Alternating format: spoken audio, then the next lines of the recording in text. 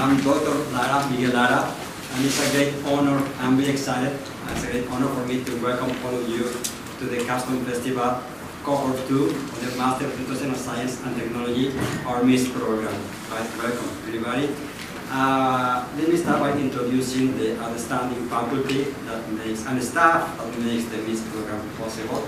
So with us today, we have Dr. Jeannie Farrington. Please give her a huge clap. We have also Dr. Dawn Fisher. We have the chair of the School of Computer and Design, Dr. Butsu. We also have Dr. Nassir.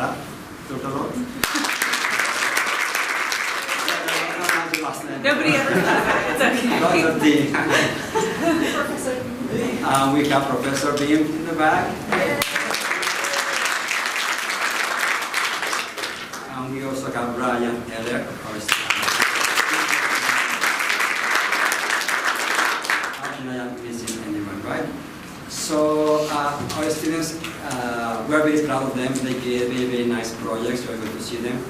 Projects in different contexts. We have projects that were created for K-12, students in K-12. We have also projects that were created for students in higher education. Yes, we have also projects, I have the microphone over here. So we have projects that were created for K-12 students for higher education, also projects that were created for the Department of Defense. Projects for non-profit and profit organizations and institutions. So they use a wide variety of technologies. They use learning management systems, multimedia authoring tools, JavaScript, all that. This year we even use augmented reality, virtual reality, right? So we are going to see a project using virtual reality. So we are all very proud of them. They work very, very hard. So I would like to please give them a very big clap at all.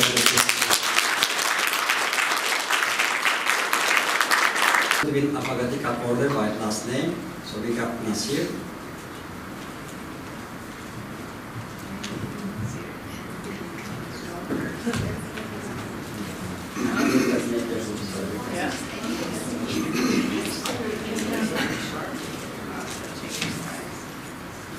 Hello everyone, my name is Nassir, and I did my project on the UCAT, or the Universal Curriculum and Assessment Tool. Quickly about this application, it was the, before that, my capstone advisor is Dr. Dawn Fisher. Thank you, Dr.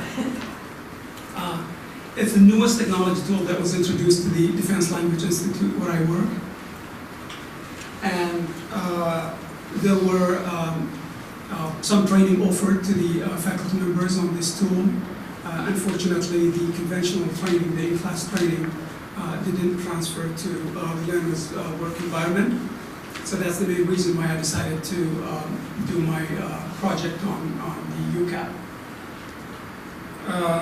In this training, I incorporated a couple of learning theories, one of which is the social cognitive theory, which focuses on imitative learning, providing a model for the learners to follow. And the other learning theory that I focused on is the cognitive theory of multimedia, how to use multimedia effectively to promote learning.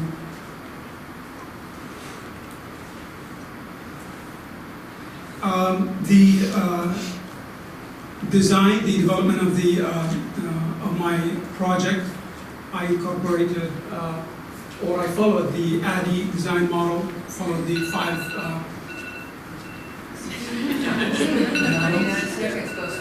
And for the implementation, I used the Gagne events to implement the training. If any of you, if software simulation is something that you would be interested in for the new students, please talk to me. I'd be happy to give you a few tips and let you know of my personal experience doing software simulation. Thank you.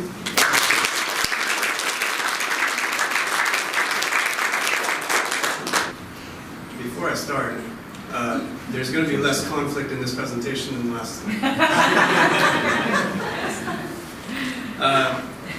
Welcome to the PrEP presentation. You see what PrEP stands for? It's about a fish. My capstone advisor is Dr. Sue, who had a photo removed here.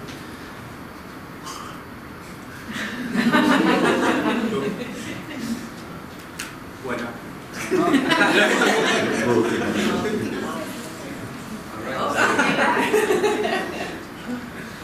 Listen, I could try to cram in a million things in this 99-second presentation about how I came up with this and how it worked and everything, but I'm just not going to do that to you. I like you people. I'm not going to do that. Instead, I'm going to show you 6 pictures worth 6,000 words, okay? And then I'm going to do some elite level pointing. See how that works. This is an example of a slide from the program guide, participant guide. Not all of these fish are eligible for the sport reward. However, you could be. If you see me outside and you answer my verbal questions, you could qualify for a target card in the amount that you would qualify for if you were an actual participant in the NPSRP. They're tough questions. This is what I produced. These are the 4 job aids in the form of checklists for the new participants. There was several pages of incomprehensible web content. And this is what the participant guide looks like. Advice. Find something that you want to do, enjoy it, and that's it. Acknowledgements. These are all people who I have mostly never met, but we also have the people here. I wanted to thank our wonderful faculty who have been very helpful to me, and Cohort 12 for doing an exemplary job of feigning interest in all things pipe minnow.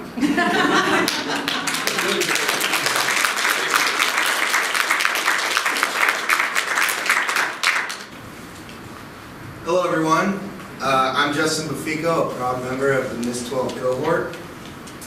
My current position is a middle school computer science teacher in the East Bay. During my time near when I started the MISS program, a student in my school district was struck and killed in a pedestrian traffic accident. When researching ideas for my capstone, I realized there was still a need in pedestrian safety training. And I also had interest in the use of virtual reality as a medium for pedestrian safety training. These 2 factors led to the creation of my capstone project, Crosswalk VR. Crosswalk VR is the first virtual reality training application available, pedestrian virtual reality training application available on either smartphone marketplace. Crosswalk VR uses training videos, adaptive assessments, 360-degree interactive practice scenarios and environments to teach the user the basics of pedestrian safety. The application covers 5 major learning objectives, all simulated in 25 different street crossing scenarios, including identifying crosswalks, pressing the cross signal button, identifying when the light is correct to turn, to walk, looking left, right, left again with head tracking, and avoiding traffic. A multitude of strategies instructional strategies were used, including programmed instruction, which is a series of steps given to the user, as well as gamification, seen in the example of the arcade mode, kind of used as a virtual reality Frogger to practice the skills. My time spent working on my capstone and participating in the MISS courses has shown me that I'm capable of taking my knowledge of instruction into new and exciting platforms and social media. Thank you. Hello everyone, my name is Diego. My advisor was Dr. Carrington, thank you. And my capstone is on creating new goals with Cyrus systems. And a little background on this, Cyrus is the platform that the Monterey County Office of Education used to process individual plans for students, educational plans for students. My project description, I created an e-learning course on course sites by Blackboard. And this course aims to train special education employees in my organization. I'll create a new goals within SARI systems. This training will help increase the probability that employees submit and develop compliant IEPs, making the department compliant with state and federal law. My target audience was school psychologists, speech therapists, and special day classes in the elementary school district setting. If you want to know more details, please come see me on my station. I appreciate that. Thank you.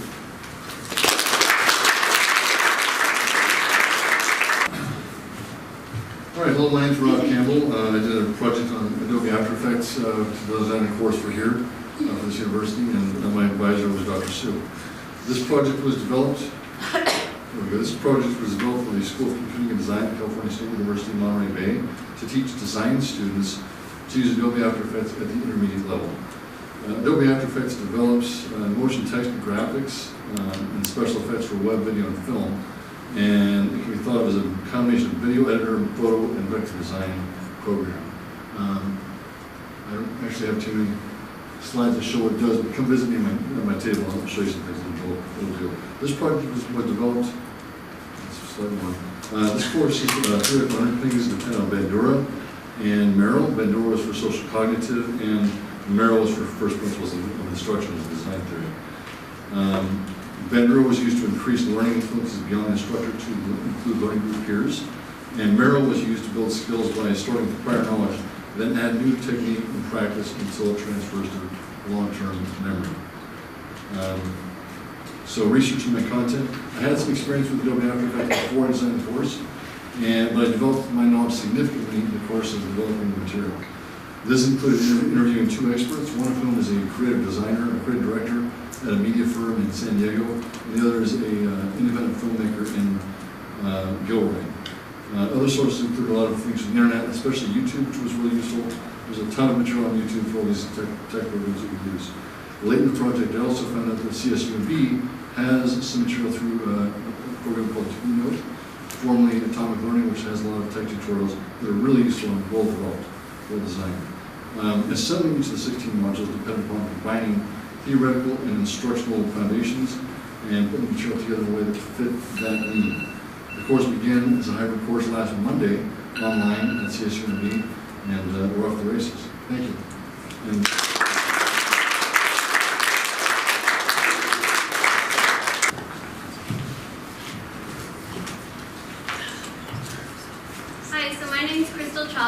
and my project is titled Introduction to Laboratory Safety here at CSUMB, and my capstone advisor was Dr. Sue.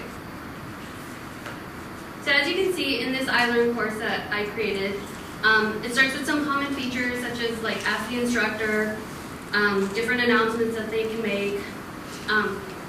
Each section you'll see has its own title. This first slide shows you hygiene and housekeeping, and it has this SCORM project.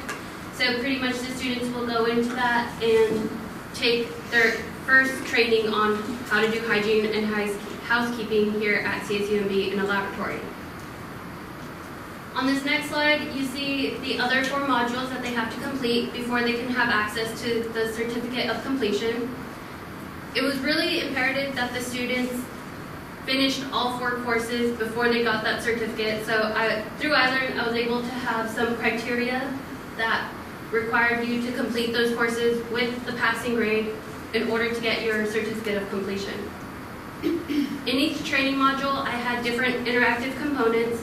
That way the students would stay engaged, and this is much better than the original method that they had, which was a 78-slide PowerPoint that he taught at you. So breaking it down into the 4 different groups and then having interactive criteria and games for the students really helped to get the training to stick in their mind. Thank you. Hi, so my name is Carlotta Clark, and Dr. Farrington was my advisor. I chose to do a project on giving presentation skills to middle school students because I feel that us as adults even sometimes struggle with presentations and get really nervous. And so I wanted to start students at a young age learning how to have great presentation skills. 90% of my middle school students, I teach middle school in Southern California, reported that they do not feel comfortable giving presentations in front of anybody, let alone their classroom full of other peers. 100% of teachers at my school said that all of their students needed some type of training and they couldn't actually give it to them in class because of everything that we are required to teach our students with Common Core. We couldn't integrate a specific course for presentation skills. This is a Google form that I gave, well, I did not, but a fellow teacher of mine gave to her honors students. These honors students are mostly ELs as well, where we teach in Southern California, and as you can see, they scored themselves pretty low at the beginning before they took the course, and at the bottom you can see that they felt a lot better about giving presentations and what they should do to give presentations. My goal of this and my goal for all of my students is that they have excellent presentation skills, and if they go forward in their life through high school or giving interviews, they can practice them.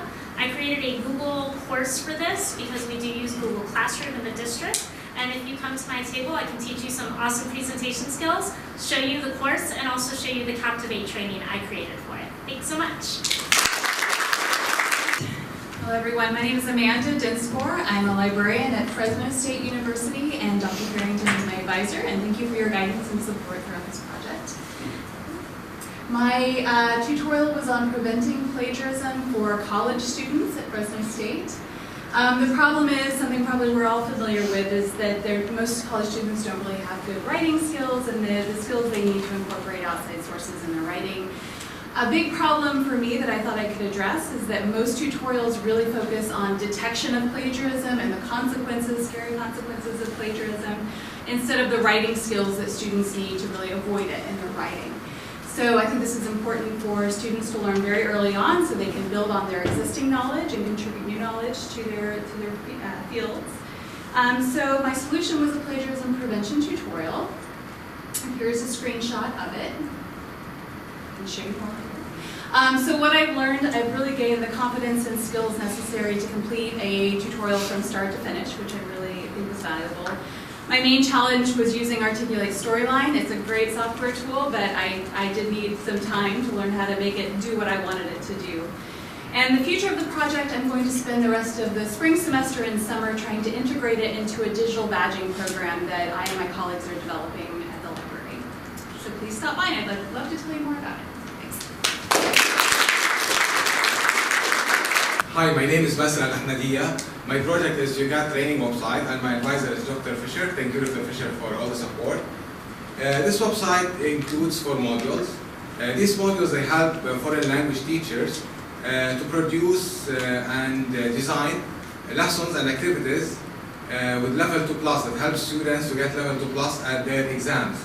And this is very important for the LI because now it's the main goal for all the teachers to get students to pass their entity with level 2+. So I designed like 3 modules, 4 modules. One that introduced UCAT, and then one that introduced the listening, how to design listening activities, and the other one how to introduce how to design and develop reading activities, and then the final one how to design and develop lesson in UCAT with level 2+. And the target audience is level 10 teachers. They are foreign language teachers who teach level 10 as a second language.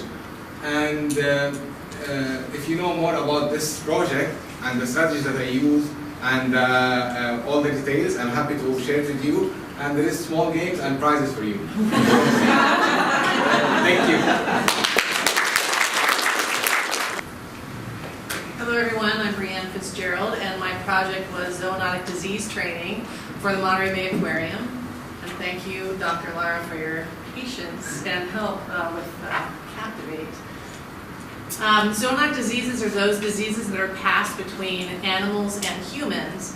And in the case of the aquarium, we are exposed to them when handling animals, when handling the food that we feed to the animals, and basically working in the aquatic environment, you're exposed to pathogens. So it's really important for the safety of our workers and our volunteers that they know how to prevent getting a disease. The problem is they have received training in this, and yet people are still choosing not to wear gloves, which is the easiest way to not get a zoonotic disease.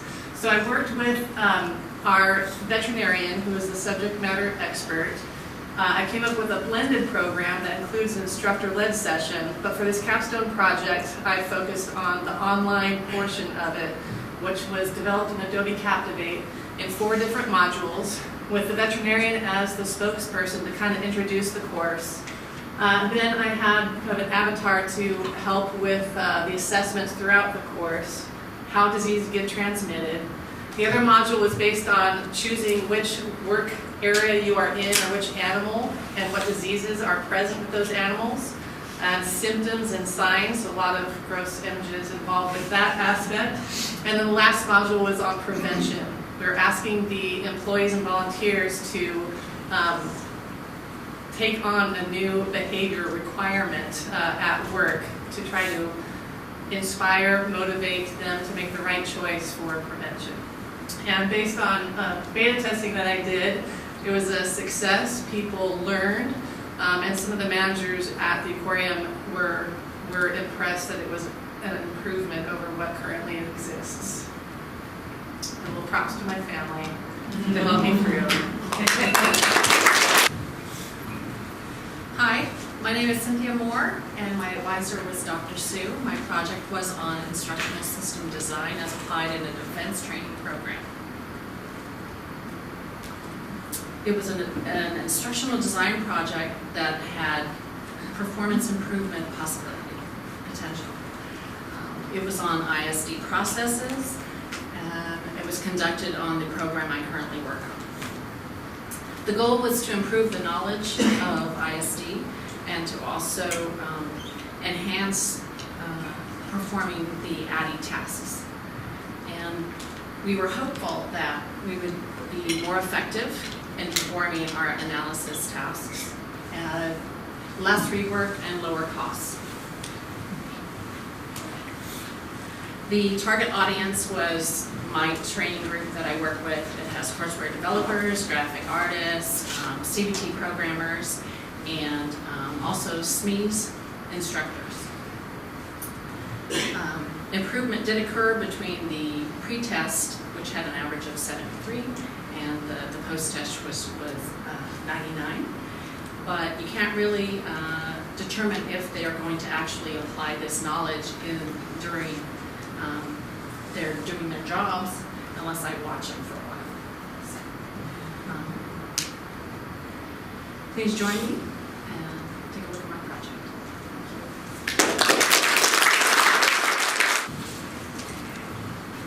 Hi, my name is Eva Morris, and my project was about the MindTap, or Panorama MindTap training. Before I forget, big shout out to Dr. Sue, who was my capstone advisor and has been a tremendous help. So what is it about? So I work for National Geographic Learning at Cengage, and they're currently working on a K-6 reading program called Panorama. They're actually going to roll out this program early this year, and the digital version is being rolled out on a platform called MindTap.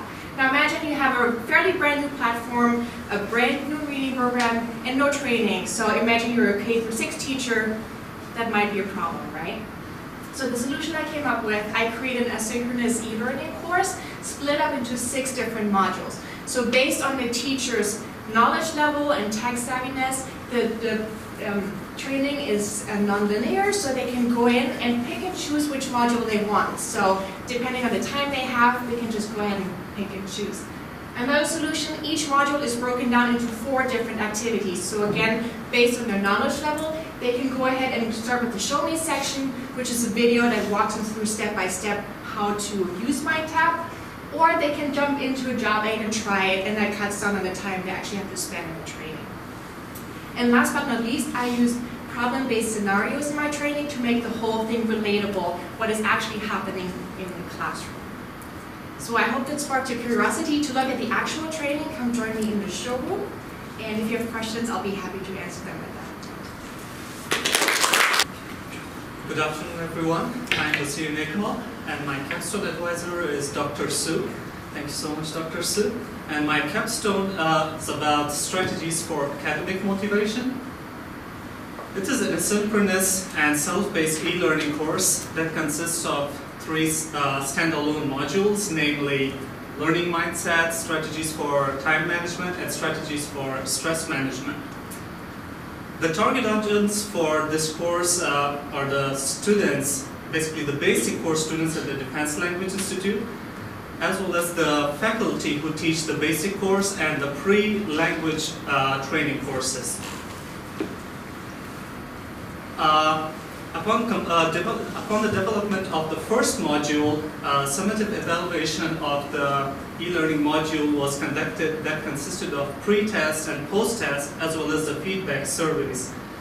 And based on the, a t-test, a statistical procedure was used to find the effectiveness of the e-learning module. And based on the test scores, or based on the results from the t-test, it was concluded that the e-learning did result in learning gain. However, it was not possible due to time limitation to observe the students in order to know whether improvement or a change or a behavioral change did occur or not. So I'll be more than happy to give you further details about my e-learning project if you would like to join me in the showcase session. Thank you very much. Good afternoon, everybody. My name is Wendy. I am a sergeant with the Monterey County Sheriff Department, and I am also a hostage negotiator. So I chose a project that was near and dear to my heart, learning how to resolve critical incidents. I just have to figure out how to use this. Okay. Basically what my training program is, it's a two-parter. This is the online part that you're going to see today. There's also a live part. Once we establish a foundation of the knowledge and the tools that they can use in this, then we would do live scenarios with them. So it's the target audience is law enforcement, and what I did is I developed a website using Wix.com. I felt like it was very user-friendly, it has a nice look to it, and I could add components and make changes really easy to it. These are some screenshots. The first one is what my homepage looks like. As you can see, there's on your left, you could click in and out of the different areas. I even incorporated the testing into here, so the surveys there, the questionnaires, that kind of thing. So it's all in one spot. It made it really easy to get all the information. It's a little bit of a mindset change for some people in law enforcement. So the other thing that I really wanted to address here is helping law enforcement understand the importance of this and that the tools do work. So I used two of the most probably famous and important critical incidents that happened in our history, Waco and Ruby Ridge, that changed the way that we do things. So these are videos. I spent hours and hours editing video so that it's easy. They click on it, it takes them, they're able to view it. Survivors of suicide, they were going to commit suicide, and how they were helped, and then also professionals in that. Good morning, everyone. My name is Fatima, and the title of my Capstone project was Building Relationships with School-Site Staff. And my advisor was Dr. T. So for my Capstone project, my target audience was the AmeriCorps National Service members. And AmeriCorps National Service members provide one-on-one tutoring to students throughout the Monterey County. And most of these members serve full days at their school site, meaning they're there 5 days a week from 8 a.m. to 5 p.m. So it is important that they become part of their school's educational system so that they can have that support that they need throughout the day. And it'll make their service here much easier. So our goal was for them to become aware that this is something that they need to do. It is very important. So I created a 1-hour training, and it was both instructor-led and it included a module. And the circular portion has a powerful presentation, and the module provides skills that they can use when building relationships. So if you want to know more about my project, please come by and talk to me. Thank you. Welcome, ladies and gentlemen. My name is Royins. I'm here to present my Capstone project, Basic Irrigation Training. Royins Inc. is a medium-sized landscaping company located in Los Banos, California. In addition to the usual landscape work, there is a great demand for services in irrigation systems, both residential and light commercial irrigation systems. Unfortunately, the business is not able to meet this demand because there are just not enough employees or workers knowledgeable about irrigation. Most of the workers speak Spanish only, and this prevents them from effectively understanding the current training that leading corporations in the irrigation industry have made available. And as a result, the business owner would like to create original instructional material in Spanish for the workers to learn about irrigation.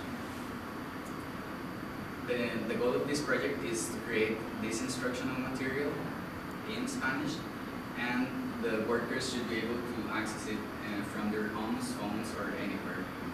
And as a result, I created this training, which is a self-paced online course. It is video-based, so the instruction it has in mind the idea that the workers will have a reduced need for reading, and the course will also has English and Spanish subtitles. As part of the project, the company did not have a learning management system, so I set up Moodle 3.3 for them, which is featuring the Boost theme. And I uploaded in my course and all the information to the company server and website. The course runs off the company website, and it is available for everyone to interact here in the showcase room.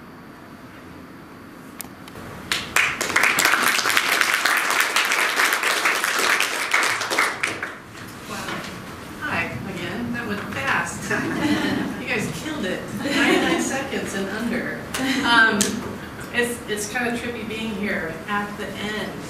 And I guess to cohort 13, you can do this. You can do this. I'm proud to be here. It's an honor to be asked to give closing remarks. And then it was like, oh my God, I'm giving closing remarks. How do you encapsulate 16 months and 16 experiences in the 3 to 5 minutes? Am I being timed? No. Okay. All right. So, impossible, right? And training's not the solution in this case. So what I did, like any good instructional designer would do, is I relied on our process, which starts with what? Oh, yeah. Good, analysis, you got it. So I conducted a survey of my cohort. I did an environmental scan by reviewing previous year's remarks that Dr. Lara shared with me, and I watched Spider-Man. And what I pulled out of, and thank you for those that participated in my survey, these are your remarks. What I pulled out of that was a few themes. One was academics, teamwork, frustrations, and the instructional staff. So academics, do you remember that first day when we arrived and not knowing what to expect academically and otherwise, and how quickly our eyes were open like water from a fire hose while we're learning to organize files and create a Zoom account and learn the school's technology, and and we're forced into groups of strangers and expected to work as a team to deliver a presentation. And I think that was like day 1. I can't remember, I don't even know what the presentation was on. But then our lives became 1 week at a time, one deadline at a time, nose to the grindstone while we're still learning to work as a team, and just that steep learning curve of the science of technology and learning. Some of you shared your academic aha moments, like how well-written learning objectives are the driving force that influences instruction. Who knew so much was involved in crafting a learning objective, and how everything kind of sits on top of that. How mind-blowing it was to be, oh, I forgot my prop. Eva. How mind-blowing it was to be introduced to so many different ways to, thank you, different ways to approach instruction and learning through learning theory.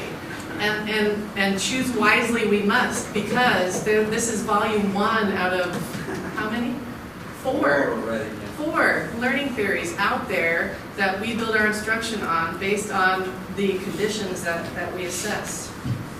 How not to assume that training is the answer. I started this grad program to become a better trainer, and training is not the answer. What do you do with that? Well, how cool it is now to know that we have the skill set and the knowledge and the tools to create other solutions to still help. We've learned so much more in such a short time. And one person shared, I feel comfortable learning anything now. When asked about your fondest memories, everybody said the team. Fondest memories was our team interactions.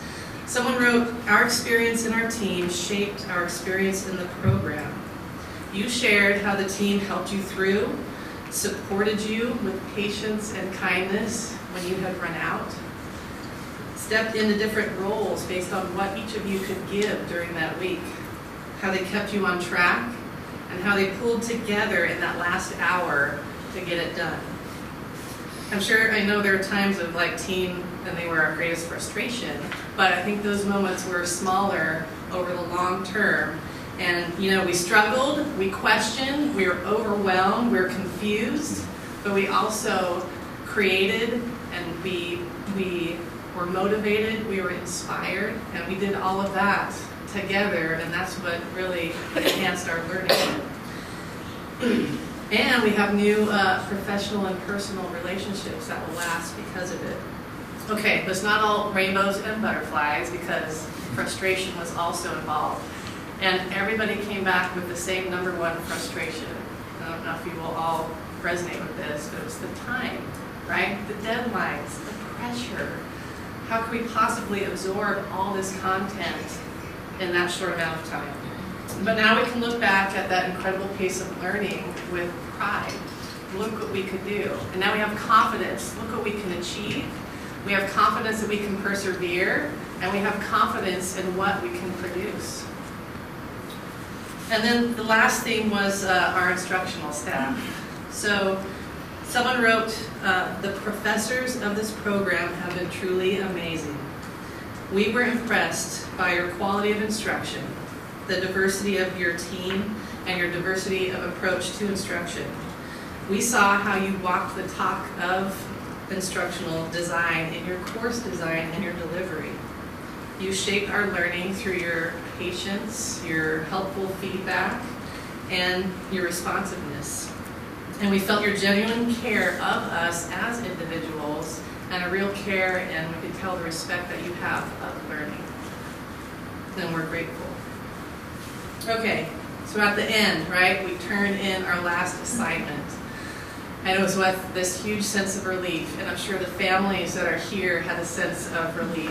And then I've been talking with people afterwards, like there's also this sense of something missing, whether that's the learning, the level that our brains went to for learning, that seems to be missing, whether it was our camaraderie of the team, or I think Dr. Fisher said when we were talking out there, the feeling of like, am I supposed to be doing something? Is something due? Can I sit down? I don't know. But we've come out the other side with new perspectives on learning. We have new skill sets, and we have new opportunities to use all of that to help others reach their potential, or help businesses meet outcomes, or to provide, creative solutions out there. And, with the state of our nation, we really need creative problem solving, especially in fields of education.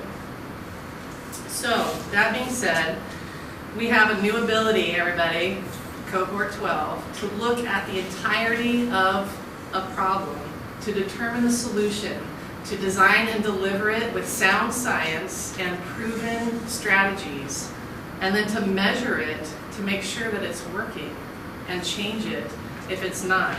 And I think that's an amazing ability. I actually think that's like a new power. And I've always wanted to be a superhero. So, with a new power, as Uncle Ben says from Spider-Man, with great power comes great responsibility. And we have a responsibility, too, to continue learning. We have to keep learning to keep up with the technology, to keep up with changes in education, to keep up with what's going on with the learners out there. And it is our responsibility, too, to apply the quality standards of instruction that we've learned to everything that we create. I think it's pretty cool. And I feel the new potential in this room. Like you can feel it, and it's exciting, and it's hopeful. We have done well. Thank you.